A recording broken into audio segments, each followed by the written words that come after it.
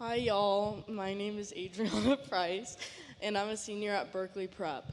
Next year, I'm planning on attending Belmont University in Nashville to major in business systems and analytics with a minor in sports management. I guess I could say that I grew up in the church. I was not baptized here, but I would say that the most important and developmental parts of my life were spent here.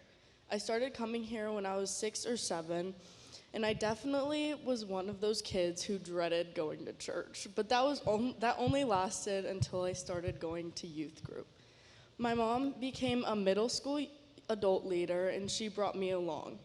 Kenny was kind enough to let me come to middle school youth group a year early and join with the sixth grade girls. This is where I met some of the most amazing people. Kendra over there.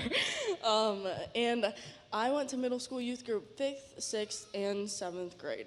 In 8th grade, I'm not sure why exactly, but I slowly stopped showing up to youth group. Then COVID happened. And I asked Kenny, but I thought we didn't have youth group, but I just didn't go.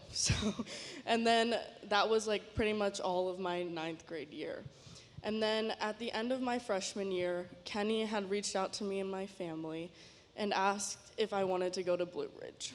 After hearing all the senior speeches in the years past about how amazing this trip was, I knew that it was a no-brainer and I had to go. I was hesitant at first though, because I wasn't sure that I was going to be accepted into the group like I was before in 6th and 7th grade. I couldn't have been more wrong. I created lasting friendships on that trip. The week spent in that mansion was one of the best times I've ever had. Naturally, after I came back, I was at every youth group and M&Ms or Monday night meetings. My faith really grew that year. Conversing with the other people about what they believed and talking through big questions about faith really brought me closer to God through those relationships. The next summer, I went to Blue Ridge again, but this time it was different. I was not as worried about making those impactful relationships because I was already so connected with all of those people, and this allowed me to be able to put an emphasis on my faith. I focused on how I could connect and build my relationship with God, which I definitely did. Although I felt the Holy Spirit moving through all of us in our relationships during that week, I didn't know I would feel it as much as I did when we went on our service trip to Spokane, Washington. We did not know what that week held for us, but decided our motto should simply be, show up in love. For 3 hours each day, we packed up into our 2 minivans and drove to a small church in the second poorest zip code in all of Washington, where we held a vacation Bible school. After VBS each day, we traveled to a different service location where we would serve for a couple more hours, shower, eat dinner, and some days continue our service into the evening. After each of the VBS days, on the way to our next service opportunity, I felt so full of joy, connection, and compassion. These kids provided me with a mix of feelings I had never experienced. This trip is the one trip that every senior speaker talks about. Every year, I've heard a speaker say that a trip or a specific youth group activity had bonded them together. Who knew that doing so much sweaty service with some of my best friends could create some of the most lasting memories? This trip truly changed my life. Shout out to the egg. But it wasn't that trip that prompted all the memories and experiences and relationships. If it wasn't for my mom meeting Michael, I would not have been brought to this church. I would not have made the meaningful connections if Michael hadn't introduced me, my mom, and Brooks to this amazing place. He has been one of the most impactful factors in the development of my faith and my relationship with God.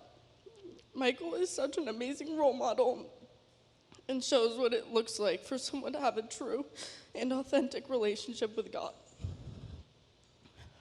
He has shown me that it is okay to have setbacks with faith, but trying to become closer to God is truly what life is all about. Michael, I do not think I can ever repay you for the memories you have prompted and all the life advice you have given me throughout our 12 years together.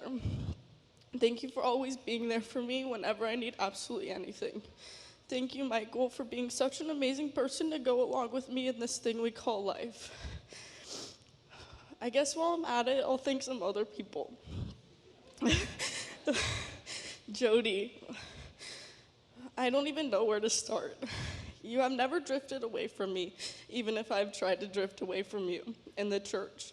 You have shown me what it is like to live a balanced life with God, and have shown me how to traverse life in this crazy world. You make me feel so special and heard every time we talk. Being heard is so hard in this world with phones and everything, but I have never seen someone so quick to put down their phone to listen. Thank you for everything. I love you, Judith. Kenny and Kate, thank you for taking me under y'all's wings and helping me grow. I love how much you guys keep us informed on what's going on in your life so we can have something to relate to. Kenny, thank you for the amazing conversations we have that almost always end up with me in tears because we truly have a real conversation, which is so hard to find. Kate, I don't think I will ever forget our laughs or that night when we stayed up to talk about anything and everything in Spokane. So thank you. Thank you to not only them, but the whole congregation and everyone who has supported me in every endeavor. You can really tell here at PCPC that God is cultivating the relationships we create. Thank you.